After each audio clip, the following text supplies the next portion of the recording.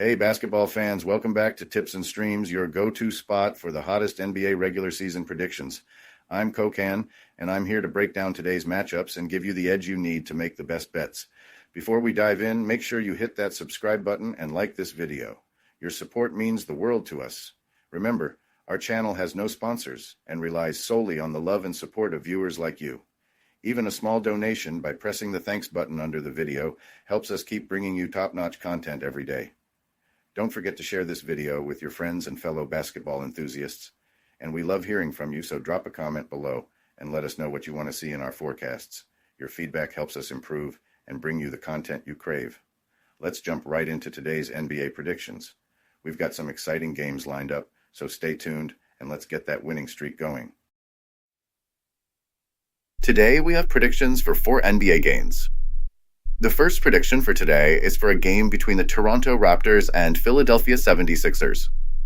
Alright, here's my take on tonight's matchup as the Raptors head into Philly, a battle that's gonna be as wild as it is unpredictable. I mean, the Raptors are clearly hurting right now. They've dropped 4 straight games and sit at a dismal 16-37 overall, with a road record that's barely scraping 4 wins out of 25. But here's the kicker. Despite all that, they've got this weird knack for covering the spread. Even when they lost to the Rockets as 9.5-point underdogs, they managed to hang on and keep it close. Defensively, Toronto's been all over the place, giving up roughly 117 points per 100 possessions, which is rough. Yet, something is promising in how they move the ball. They rank 3rd in points off assists. That tells me they're clicking on a level, at least in that department, though they still need to be more aggressive when they hit the paint. With some fresh pieces coming in, like Brandon Ingram, who's been brought in after trading Bruce Brown and Kelly Olynyk, there's a real possibility for a turnaround. Now, this might be Ingram's last big shot to get back into elite form, but don't expect fireworks overnight. Injuries are still a thorn in their side, with RJ Barrett out on a concussion and a few game-time decisions hanging over Grady Dick, Poole, and even Ingram. Coach Darko Rajakovic is working with a young, hungry squad that's still ironing out the kinks. Over in Philly, the 76ers aren't exactly setting the league on fire either. They've managed just 1 win in their last 5 games, and even with a nearly full roster, both their offense and defense are struggling. Offensively, they're languishing around 20th in the NBA, and defensively, they're leaking about 113.6 points per game. Their identity is murky at best. Joel Embiid, their star, has been in and out with limited appearances, making it hard to lean on him consistently. On the flip side, Tyrese Maxey has been lighting it up, averaging 28.1 points and even dropping 39 in their most recent outing, while Gershon Yabusel keeps chipping in double digits and hitting from deep. And yeah, even with Paul George on board, the expected spark just hasn't come through, mostly thanks to ongoing injury issues. Philly's got potential, but their rebounding struggles and turnover issues are a huge concern. Now, when I look at the against the spread trends, the numbers are pretty telling. The Raptors, despite their rough overall record, have managed to cover the spread more often than not, especially when they're slight underdogs. They've been around 31-21-1 against the spread overall, even though a lot of that magic happens on their home court. Meanwhile, Philly's been a real headache as favorites. They're 6-15 in those scenarios and only cover about 38.4% of the time, which is nearly one of the worst marks in the league. Tactically, I see the Raptors needing to lock down on Maxey, who's been a major playmaker for Philly. They need to force turnovers and exploit Philly's rebounding woes to get those second-chance points. Philly, for all their talent, just can't seem to execute when it matters. They need to tap into their offensive strengths and tighten up on defense, but if their recent form is any indication, that's easier said than done. Bottom line, I'm leaning hard towards the Raptors covering that 9.5-point spread. Sure, they're struggling overall and their road numbers aren't pretty, but their ability to keep games within reach despite the odds has been impressive. Philly, with all their ups and downs, just hasn't been able to put it together as a cohesive unit, especially when they're favored. So for me, it's a clear call. The Raptors will keep it close and cover the spread tonight. For today is for a game between the New York Knicks and Indiana Pacers. All right, here's my 2 cents on what's shaping up to be a real barn burner between the Pacers and the Knicks. Indiana's about to host New York on their home floor, and if you ask me, it's going to be one of those games where every possession counts. The Pacers sit at 29-22 and have been on a bit of a roller coaster lately. They dropped a nail-biter to the Lakers and have been alternating wins and losses. on their West Coast trek. But when they get back home, they really seem to find their groove. Now, the Knicks come into this one at a cool 25-25, fresh off a rough 131-104 loss to the Celtics. Despite that setback, they've been pretty solid overall, winning 7 of their last 9 games. But here's the rub. Most of that success has come on their own turf. Sure, they're a decent road unit with a 16-8 mark away from MSG, but the real magic seems to happen at home. And yet, with key players like Mitchell Robinson still out until later in the month and others shouldering heavy minutes, there's a bit of uncertainty hanging over New York's lineup. Indiana isn't without its own injury issues, though. Miles Turner is a big name in their rotation, and he's currently listed as day-to-day with a neck strain. It's not a concussion scare, but it's something to keep an eye on. Despite that, when the Pacers suit up on their home court, they tend to light a fire under themselves. In fact, both head-to-head meetings this season have gone in favor of the home team. That's a stat that speaks volumes, especially when you're dealing with a matchup as evenly poised as this one. What really gets me excited is the tactical chess match we're in for. The Knicks are all about that deliberate, half-court set. They love playing positional basketball and will try to slow the pace down, forcing Indiana into a grind with fewer possessions. But Indiana has the tools to flip that script. They're capable of revving the engine, pushing the ball in transition, and turning up the heat when it matters. If the Pacers can get into their rhythm and impose their fast break style, it might just throw the Knicks off their game plan. There's also a bit of a rivalry factor here that can't be ignored. This isn't just another regular season game. It's one of those matchups where the atmosphere is electric and the fans are itching for some revenge. New York's going to have to dig deep, especially with guys like Jalen Brunson on the floor. I mean, the kid's already had moments where he's been pure magic in prime time, and a game like this is his chance to shine under the bright lights. With the stakes a bit higher, there's even a tiebreaker on the line for that 3rd seed. The Knicks will need to bring their A-game from start to finish. From a numbers perspective, it's a classic tale of strengths and weaknesses. The Knicks have one of the best rebounding defenses in the league, holding opponents to just 48.3 boards a game. Indiana, meanwhile, isn't nearly as stout on the glass, ranking only 18th.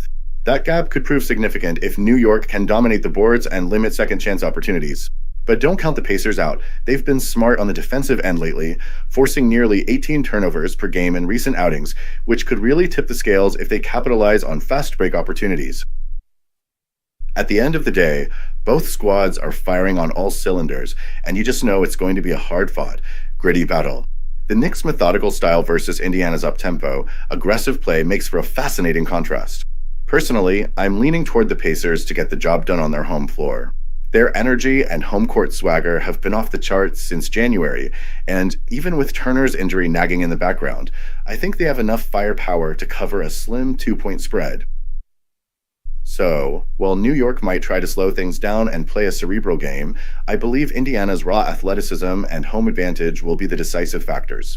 It's one of those matchups where every minute is a battle, and I can't wait to see if the Pacers will seize the moment and send a message to the Knicks. In my book, it's going to be a big night for Indiana, a real showcase of what it means to play with heart and hustle on the home court. Before we move on, I have a quick favor to ask. If you're enjoying the content, please take a second to like this video and subscribe to the channel. Subscribing might seem like a small action, but it actually makes a big impact for us. Plus, it's completely free for you. Have you clicked that subscribe button? Awesome, thank you so much for your support. Now let's dive back into the video. The 3rd prediction for today is for a game between the Detroit Pistons and Chicago Bulls. I've got to tell you, this Tuesday's matchup at the United Center has me fired up. The Detroit Pistons, sitting at 27-26, are rolling into Chicago to take on a Bulls squad that's been all over the map at 22-31. Now, if you've been following the grind, you know Detroit's been cooking up some momentum lately. Cade Cunningham has been on a serious tear, dropping a triple-double against the Hornets with 19 points, 10 boards, and 12 dimes, and that kind of all-around game is exactly what the Pistons need right now. Alongside him, Jalen Duren has been doing his dirty work on the boards, and Malik Beasley's deep shooting is stretching defenses to their limits. With a balanced attack dishing out about 113 points per game, Detroit's looking to build something real, but they'll need to tighten up on defense to keep up with a Bulls team that can hit 116.6 points on average. Now, let's talk about Chicago. Sure, the Bulls have their offensive highlights. Kobe White's been torching opponents lately, averaging 27 points over the past week, and their three-point shooting is elite, ranking 2nd in the league for total threes. But man, their defense is a mess. Giving up 120.3 points per game is a liability you can't ignore, and when you're missing pieces like Lonzo Ball and Adama Sanogo due to injuries, depth becomes a real concern. I mean, in their last outing against Golden State, the Bulls looked promising early, only to fall apart in the second half, getting steamrolled in the third, outscored 42-25, and then once again in the fourth, 35-17. That kind of collapse makes you wonder if you can really trust them when the game's on the line. I'm also not too sold on the move Chicago's been making. Trading for Levine didn't seem to do them any favors, and now they're leaning too hard on Kobe White as the primary scoring option. Don't get me wrong, I love the kid's game and his hustle, but relying on a role player to carry the load when you need a go-to guy is a recipe for inconsistency. Meanwhile, Detroit might have had a bit of a wobble in their last game against Charlotte, but they still managed to keep things in check. Remember, they even beat the Bulls by 8 points a week ago, which shows that they've got the juice to take advantage, especially when you factor in Chicago's struggles at home, a dismal 10-17 record, if you can believe it. To me, it's clear that while the Bulls are sitting pretty on paper with a high-powered offense, their defensive lapses and injury woes make them a risky proposition, almost like they're in tank mode, looking to secure a top draft pick for next season rather than fighting tooth and nail every night. Detroit, on the other hand, is building something tangible. They're playing with energy, fighting for every rebound, and showing that they're not afraid to mix it up on the defensive end. If the Pistons can keep that intensity up for all 48 minutes, especially on the boards, I can see them covering that modest 3.5-point spread without breaking a sweat. At the end of the day, it all comes down to momentum and consistency. Detroit's balanced offense and gritty defense, led by a hot-handed Cunningham and a reliable Duren on the glass, give me all the reasons to lean in their favor. The Bulls, despite their flashes of brilliance from Kobe White and their three-point prowess, just haven't been able to lock it down when it matters most. Trust me, if the Pistons keep playing with that aggressive, hustling style, they're going to come out on top in what promises to be a hard-fought Eastern Conference battle. That's my take. This game has all the ingredients for a classic showdown, and I'm expecting the Pistons to capitalize on Chicago's defensive woes and questionable roster moves. I'm all in on Detroit, and I'd bet my bottom dollar that they'll not only win, but also cover that spread. Let's see if the Bulls can shake off their inconsistency, but right now, the Pistons are the team to watch. The fourth prediction for today is for a game between the Memphis Grizzlies and Phoenix Suns. Alright, let me break this one down from my point of view.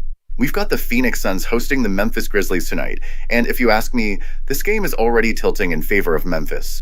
The Grizzlies have been lighting it up lately, winning 8 out of their last 10, and that surge has catapulted them into second place in the Western Conference. They're on fire offensively, averaging a whopping 123.5 points per game while shooting nearly 49% from the field. And don't even get me started on their long-range game. They're ranked 7th in three-point percentage and 9th in threes made per game. When the Grizzlies get into their rhythm, they've got all the weapons to cover that spread. Now, let's talk about the Suns. Phoenix has always looked solid at home with a 16-10 record, and you can feel the energy when the crowd's behind them. They usually crank up the points and tighten the defense a bit more on their own turf. But here's the rub. When you look at their numbers against the spread, they've been a nightmare, barely scraping by. A lot of that comes down to their injury situation and some off-court drama. Kevin Durant, one of the key cogs in their machine, is a must-have. The Suns have put up a 24-15 record with KD on the floor, but dropped to a dismal 2-11 when he's out. Word is that KD is trending towards suiting up tonight, but even then, the weight of expectation is heavy. And with Bradley Beal benched and other issues bubbling in the locker room, the Suns are definitely feeling the pressure. I still remember the last time these two squads clashed. Memphis already took care of business on the road. In that game, the Grizzlies dropped 117 points, even when they weren't hitting their shots at their best. They kept the ball moving and piled on the attempts, and it paid off.